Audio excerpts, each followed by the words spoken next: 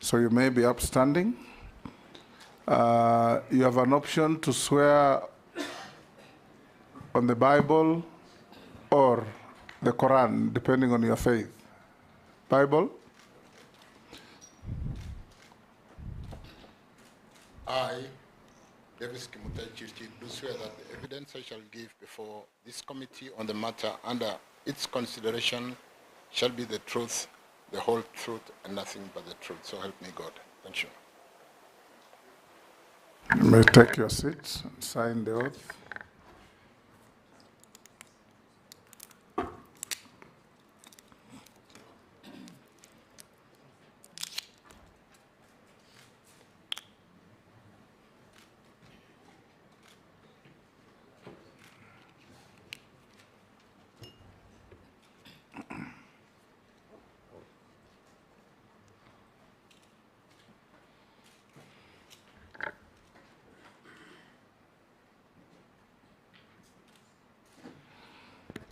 Yes, Mr. Chirchir, for purpose of these proceedings, many members will be referring to you as nominee because that's what you are.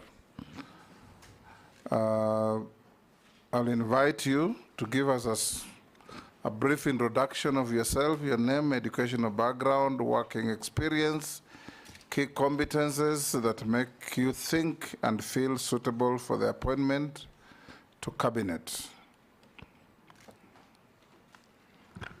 5 minutes at the very most. Thank you again, Chairman, Speaker, and honorable members. Nice to be here, and my initial gratitude to the President for nominating me to this position of Cabinet Secretary, Roads and Transport.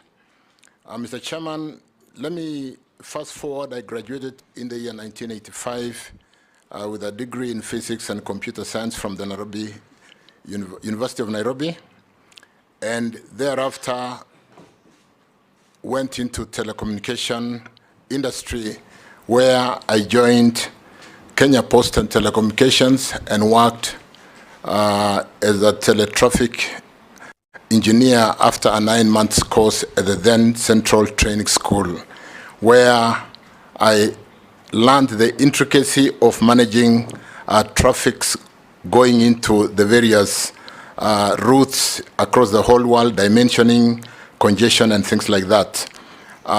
Subsequently, I did rise in that position to the level of general manager, where I managed the ICT, Information Communication and Technology, and in the nascent period of liberalization, I managed the divestiture and liberalization of telecommunication as a change manager, where we did at that time the communication authorities, laws and regulations that spinned off what is now the Communication Authority, which is the regulator in the telecoms industry, spinned off Postal Corporation and Telecoms Kenya, and issued the various licenses to Safaricom and Celtel at that time.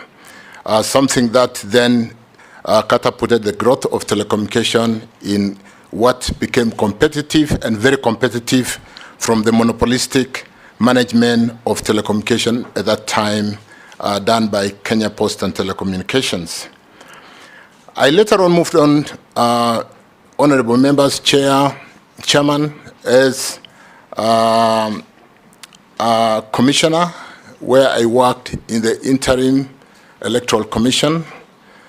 Soon after the challenge that this country faced during the post-election, I came in as one of the electoral commissioners, where I spearheaded various reforms, processes that built confidence that had been totally destroyed in the electoral process, and where Kenyans at that time did not believe in exercising their democratic right through the vote or the ballot. We built system at one time, Chairman, honorable members, the Electoral Commission at that time was the most trusted organization in Kenya, ahead of the media and of course ahead of Parliament at that time. Honorable members, after the term of reform which also catapulted the promulgation of the new constitution, where we ran the referendum in the year 2010. We were part of crafting Chapter 7 of the Constitution, which today really brings out the electoral process, management of the credibility of the vote, to the extent that when the ballots are counted at the polling station and transmitted to the central tallying center, it doesn't matter what you do at the central tallying center, because the results would have been announced in each and every of the 22,000 plus polling centers in the country, with the technology that pushes them to the cloud today, and everybody participates in the counting. Even when we've had the results we had in 2 years, where the difference between the winning party and the losing party was 60,000, we were able to come out of the electoral process with acceptance of those electoral results. In the year 2012, I had a stint of going close to politics when I became the Secretary General of the then party, URP, where we worked with a number of leadership to form government, and I then thereafter was nominated and subsequently appointed to the position of Cabinet Secretary, Energy and Petroleum, a role I did work on for 2 years before a list of shame was placed to Parliament, and I was one of them, and of course several members of Parliament, and we went through the due process, and we got out of it over time, but not before some of our careers were unnecessarily tainted because of the procedure that was adopted at that time. Honorable members, I have walked the journey, and I come here today, rather 2022 again.